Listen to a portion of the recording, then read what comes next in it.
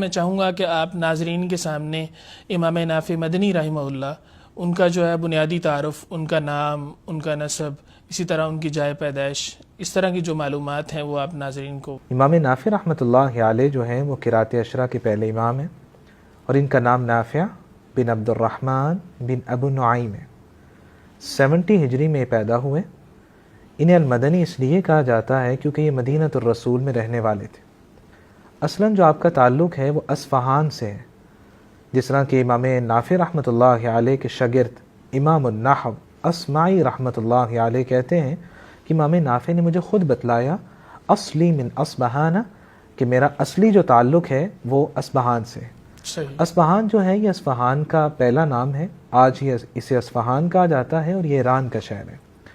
آپ کی اگر کنیت کی بات کی جائے تو امام نافع رحمۃ اللہ علیہ کی 3 کنیت ہیں، ابو رویم، ابو عبداللہ، اور ان دونوں کنیتوں کے بارے میں آپ کے شاگرد عثمان بن سعید ورش کہتے ہیں، اور آپ کو علم ہے کہ عثمان بن سعید ورش وہ ہیں جن سے روایت ورش معروف ہے دنیا میں۔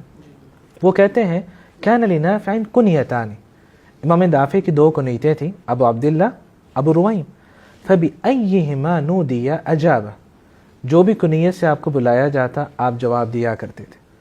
اور امام ذہبی رحمۃ اللہ علیہ کہتے ہیں اشہرھا ابو رویم، دونوں کنیتوں میں سے زیادہ مشہور جو ہے وہ ابو رویم ہے۔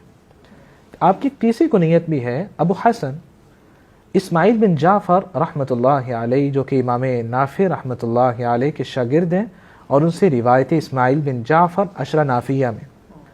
تو وہ کہتے ہیں کہ مجھے امام نافع رحمۃ اللہ علیہ نے خود بتلایا، مجھے میرے استاد امام ابو جعفر رحمۃ اللہ علیہ کہنے لگے قد عرفنا اسمک فما کنیتک، ہمیں علم ہے کہ آپ کا نام نافع ہے، آپ کی کنیت کیا ہے؟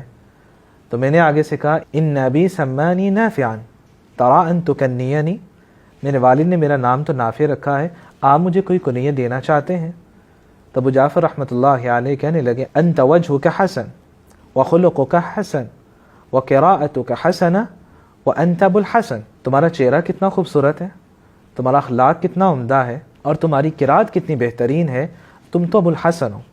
تو ابو الحسن جو ہے وہ آپ کو آپ کے استاد ابو جعفر یزید بن قعقاع رحمۃ اللہ علیہ نے دی تھی، اور یہی ابو جعفر یزید بن قعقاع ہے کہ جو کہ قرات عشرہ کے 8ویں امام ہیں، اور ان کی قرات ابی جعفر مشہور ہے۔